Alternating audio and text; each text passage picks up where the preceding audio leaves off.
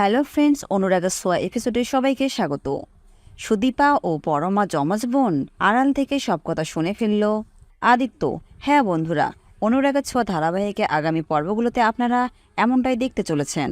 পরমার বাবা পরমাকে নিজের বাড়িতে নিয়ে যাওয়ার জন্য চৌধুরী বাড়িতে এসে হাজির হলো, কিন্তু পরমা যেতে রাজি হচ্ছে না। অব্র পরমাকে বলে, পরমা তুমি চাইলেই তোমার বাবা মায়ের কাছে গিয়ে থাকতে পারো, কিন্তু পরমা কোনোভাবেই যেতে চায় না। পরমা কাঁদতে কাঁদতে নিজের ঘরে চলে যায় এবং ভাবতে থাকে তার জীবনে আসলে কেউ নেই। অব্র তাকে ভালোবাসে না, আর আদিত্যও না। পরমা অনেক কষ্ট পায়, আর যেটা চোখে পড়ে পরমার বাবার। পরমার বাবা বলে, অব্র বাবা তুমি আমার মেয়েটাকে দেখে নিও। কিন্তু অব্র বলে, আপনারা তো সবাই মিলে আমাকে ঠকিয়েছেন, সত্যিটা আমাকে আগেই জানিয়ে দেওয়া উচিত ছিল। আর এই কথা বলি অব্র সেখান থেকে চলে যায়।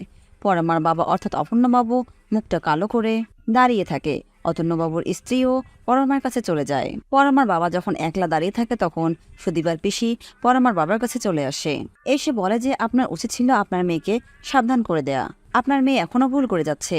আজ আপনার মেয়ের জন্য আমার দিদিমণি সুদীপার জীবনটা নষ্ট হয়ে যাচ্ছে। আপনার মেয়ে এখনো ভুল করছে, সেই সাথে অব্র জীবনটাও শেষ করছে। আপনারা আপনার মেয়েকে থামান। আর ঠিক তখনই সেখানে এসে দাঁড়িয়ে যায় আদিত্য। আদিত্য দুজনের একসাথে কথা বলতে দেখে বেশ অবাক হয়, তাই আড়াল থেকে শোনার চেষ্টা করে কি বলছে তারা। অতুল্যবাবু সুদীপার পিসিকে বলে, এখন আমাদের কি করার আছে? ওরা তো অজান্তেই নিজেদের শত্রু হয়ে যাচ্ছে। ওরা তো জানেই না ওরা দুজন আপন বোন, ওরা যমজ বোন, ওদের সাথে রক্তের সম্পর্ক রয়েছে, ওরা একই নারীতে জন্মেছে। নিজেদের অজান্তেই দুজন দুজনের শত্রু হয়ে যাচ্ছে, দুজন দুজনের জীবনটা শেষ করছে। সুদীপার পিসি অতুল্যবাবুকে বলে, এজন্যই আমাদেরকে ওদের থামাতে হবে। সত্যিটা আমরা কখনোই কাউকে বলতে পারবো না, তাই সত্যিটা আড়ালে রেখে আমাদের যা করার করতে হবে। আড়ালে দাঁড়িয়ে আদিত্য সব কথা শুনে ভাবছে, এ কি ওরা কি বলছে? পরমা ও সুদীপা দুজনেই যমজ বোন, এসবের মানে কি? আমি তো কিছুই বুঝতে পারছি না। তো বন্ধুরা, আজ তাহলে এ পর্যন্তই।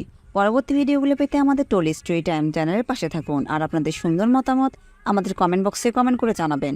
ধন্যবাদ সবাইকে।